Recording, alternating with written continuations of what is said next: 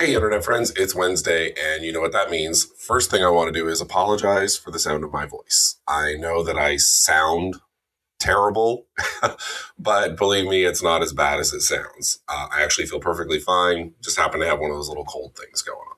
So, apologize that I sound awful. But today, what I'd like to talk about is the assets component of star scalability. Now, any of you who have seen any of my content know that I believe that assets are multipliers. Okay. They don't fix problems, they just multiply the effects of what you have in place. That's why it's so good and so important to have a good foundation. And I'm sure all of you understand that from an operational perspective, right? If you don't have a good operational process, the problems are just going to be magnified when you speed it up. But what a lot of people fail to see is that your assets also multiply your culture as well. So you have to have a culture that's worth multiplying before you start putting in assets to improve it. Okay.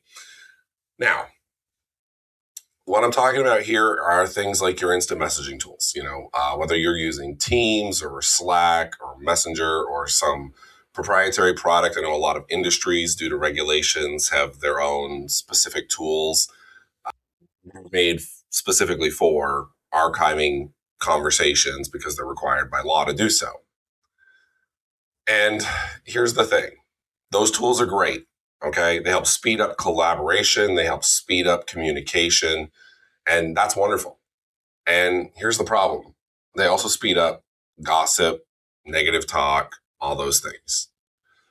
But you can't just eliminate that either. So first point I want to make for everybody is that there is really a danger of over analyzing and over reviewing what your staff is saying. Okay. Because doing that just destroys trust. People are going to have conversations that are not work related in the workplace. Okay. And this is true whether they are in person, a hybrid environment, or fully remote. Okay. People are human beings. They want to connect with others, and that is going to happen. Thinking that you're going to stop that completely is naive. All right. And I've really seen how over analyzing it, especially with the technology capabilities we have where we can review other people's chats and things, can really destroy a culture.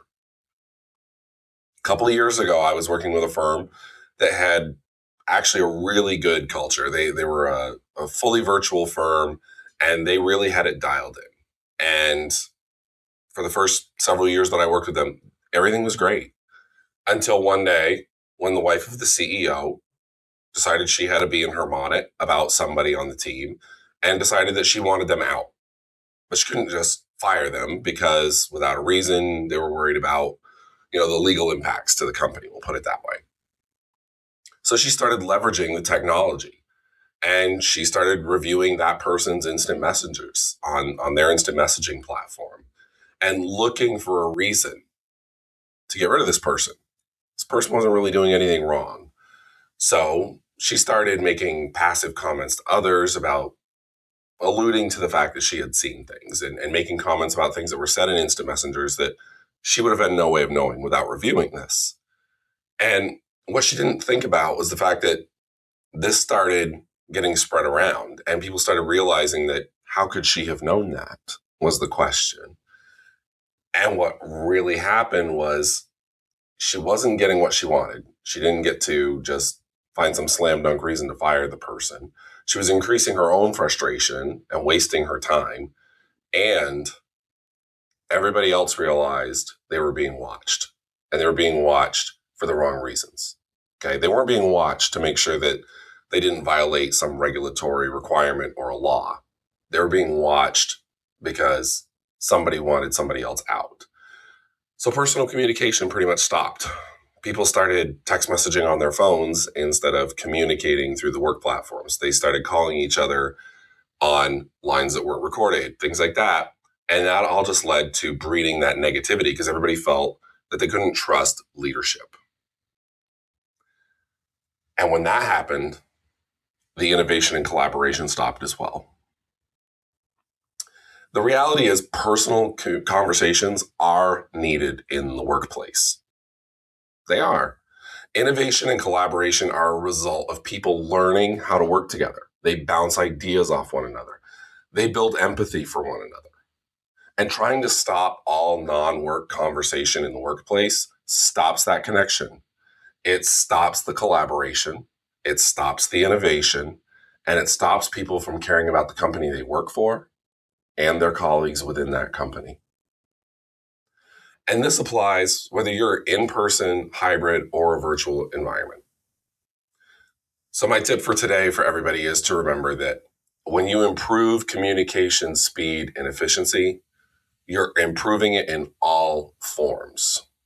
But with that power to monitor that and improve all that, you have to make sure that you're trying to improve something that's worth improving. And you cannot take that for granted. Because once that damage is done and that trust is broken, it's almost impossible to get it back. So I'd love to hear your thoughts on it. If any of you have any thoughts, you want to explore this further, feel free to drop a comment below or reach out to me through the website, jpcoachingnow.com.